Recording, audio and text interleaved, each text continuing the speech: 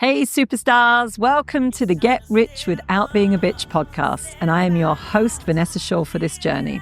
We're going to be challenging some stereotypes, shattering glass ceilings, really looking at what it takes to live richly and to design a business that's going to support the life that you really want to be living. I'm going to be sharing lots of tips, tools, and strategies along the way, and I can't wait for you to join me on this journey. Hey superstars, welcome back to another episode of the Get Rich Without Being a Bitch podcast. And I am Vanessa Shaw, your host for the journey that we are taking together. Today, we are going to be talking about champagne clients. If you've listened to one of the earlier episodes about the 10 principles for Get Rich Without Being a Bitch, you will see or have heard that one of them, and I've got it right here in front of me, principle 6, is I am fully confident in the value I bring. I work uniquely with champagne clients who respect my expertise, accomplish exceptional results, and happily pay premium fees. Now, again, I'm going to make sure that this goes into the show notes as well. There's a lovely little handout here, great reminder for you that you can have those 10 principles, print them out, say them out loud, keep them close to your laptop so that you're really taking on this content and, starting to embody it. But let's dive into principle 6 today. So clients are the lifeblood of any business. They are, we're going to spend a lot of time with clients in the life cycle of a business. If it's not you directly, it's going to be your team members. And clients are responsible for paying fees, right? They are going to be contributing to your revenue. Given that they are honestly so valuable in terms of revenue and of course later profit and the amount of time that you're going to be working with them and the energy that's taken, I believe that we want to be working with the best fit clients, and that ideally 80 to 90% minimum of our clients are what we would call ideal. Now, in our world, we call those champagne clients. And we divide them into champagne, wine, beer, and vinegar clients. So I think that's fairly self-explanatory, but let me just break it down further. So champagne clients, by the way, they don't necessarily drink champagne. That's not where that comes from, but they are like the perfect fit for you. They are a real fantastic match for your expertise. So a lot of the clients that we work with have professional services. They're service-based businesses. They're very skilled in what they've been doing. It's not their first rodeo. They've been doing it for a long time. And again, we want that match with our champagne clients, that the level of service and expertise that you can provide is a match for that. Okay? The problems of your champagne clients have got to be the problems that you are passionate about solving. And you want to be solving all day long so that you can become, frankly, the best at, or you already believe you're the best at. And champagne clients will happily pay your fees on time, every time, right? They are not nickeling and diming. They've got realistic expectations together. I have to think of this as like a partnership with our champagne clients. We're like partnering together to create the results that they want. Versus, let's say, go to beer clients. We've all had them, but those clients that are demanding, they get disrespectful, they are overstepping boundaries, they are questioning everything that you're doing for them. They don't happily pay your fees. In fact, they're probably the ones asking for discounts or nickeling and diming. They're also the ones that if you've got your team is saying, oh my gosh, not them again, right? You see them on your calendar, your heart sinks. If they were to call you, say on the weekend, depending on what your business is, let's imagine that you're closed on the weekend, but they're calling you on a Sunday afternoon and your heart sinks, right? That's often that indicator of those beer clients. Now, wine, of course, something in between, and there's some great wines and there's some wines that are frankly getting closer to that beer category. I'm not averse to having some really solid kind of those wine clients in the business as well, but anything less than that, and beer and vinegar, absolutely not. Vinegar, how do we create that one? Those are the ones we said, absolutely leave a sour taste in your mouth. It's just like, ugh, you will remember them for years to come, and you don't want them anywhere near your business. Here's also something really important to remember as well. The more time and energy that you are giving to non-ideal clients means the less time and energy you have got for your ideal clients, your champagne clients, and the less time and energy you have to market to those clients, right? And to sell to them and to make offers. So it's always going to be a trade-off. So how do you start to break this down and think about, what are the attributes? Well, everybody's champagne clients are going to be different, but there's something in the kind of mix of their expectations, the problems they're looking to solve, what they need to be bringing to the table so that you can deliver really great outcomes and results for them. There's that match that needs to happen. I can have we do have amazing business growth programs, but directed towards the wrong businesses. Somebody that is very, very early stage, that hasn't even, generated their first clients, paying clients, right? We're not going to be a great match. So we can't promise or reasonably, expect to achieve the results that we know are possible. Now, when our match is more advanced businesses, right? The place, our sweet spot is women who are already doing in excess of 250, 300,000 in annual revenue.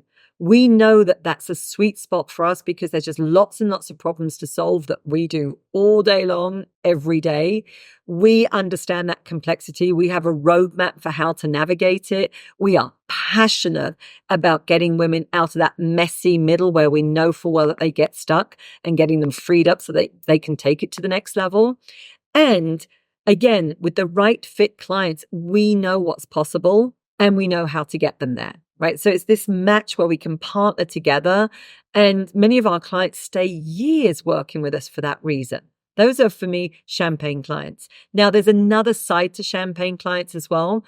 I would say, again, they're different for every single business. So you have to define them for yourself. Right. And I'm going to give you some tips as to how to do that because my champagne clients are not yours. That may sound obvious, but it needs to be said. Yes, there is an energetic, a subjective element with champagne clients. So we'll often look at what we call our objective criteria, being in business for a certain amount of years, certain industries, revenues for sure, perhaps the amount of hours that they're already working. Right? There's some very kind of objective criteria that when we're speaking with clients, we can sift through quickly and filter through, yes, this appears to be somebody that is in our ideal client market or our champagne client mix. But there's always a subjective in that, right? So the subjective, because people say this, but I just know, I have this feeling, but it's very difficult to measure, right? So I want the objective and the subjective when we're looking for champagne clients. Our subjective, and you're welcome to take this if it works, only if it works for your business. So don't rip it off and copy it if it's not going to work. But many of our clients have liked this one. Our business model, because we work in depth, very personally with our clients as well, over, typically a longer period of time. We run retreats several times a year where we are in, close environment situation, private villas together. Like we want to enjoy our clients. And the subjective measure that I built into our pre-screening of champagne clients was, do they pass the dinner test? And what does this actually mean? Do they pass the dinner test? It means if when I am speaking to a prospect, they meet all the objective criteria. So on black and white, rational, it looks good, but yet I would not want to go out to dinner with them, or I wouldn't want my team members to, or invite them to a family meal. For me, that is the moment where we screen them out. It's subjective. And again, it might not be the same for your business model, but that is relevant to our business model because there are times when we literally have dinner together, right? And we introduce them into our community. So we have these objective measures and those subjective measures that we can start to balance in terms of screening. So what are some of those things that you can start to do to more closely define your champagne clients. And I'm going to let you know here that everybody wants to rush ahead on this and kind of skip over some foundational pieces. And then they wonder why it gets more difficult later on. So please go through some of these steps, because one of the questions I get a lot is, well, where do I find them? Where do I find them? Where are these champagne clients hanging out? And if you haven't done the foundational work first, it doesn't matter where they're hanging out, because you're not going to be aligned to actually meeting them and having those conversations. So working out where they're hanging out and how to find them is further down the line. The first thing you need to do is define them. You've got to go back and do your work, right? So I want you to go back through your client base. Think about your top 5, ideally, favorite clients that if you could replicate and have your business filled with them, like, oh my gosh, they would be amazing. I also want you to go on the other side of this, like the nightmare ones, the beer ones, the vinegar ones. Write down their names. What were the attributes of those beer or vinegar clients that made them beer or vinegar? Really important, because this speaks to some of the things that you're willing to tolerate or not tolerate, hopefully, in your business. And it is just as important to know who you don't want in, or let's say who you don't want to replicate again, because I've had my fair share of beer and vinegar clients. I'm not immune to it. It was once I'd worked out and developed my own system, which we now call that the champagne client system, that things started to shift for me. And I had to learn some of those painful lessons along the way. But so important to know who we're not a fit for, as well as who we are a fit for.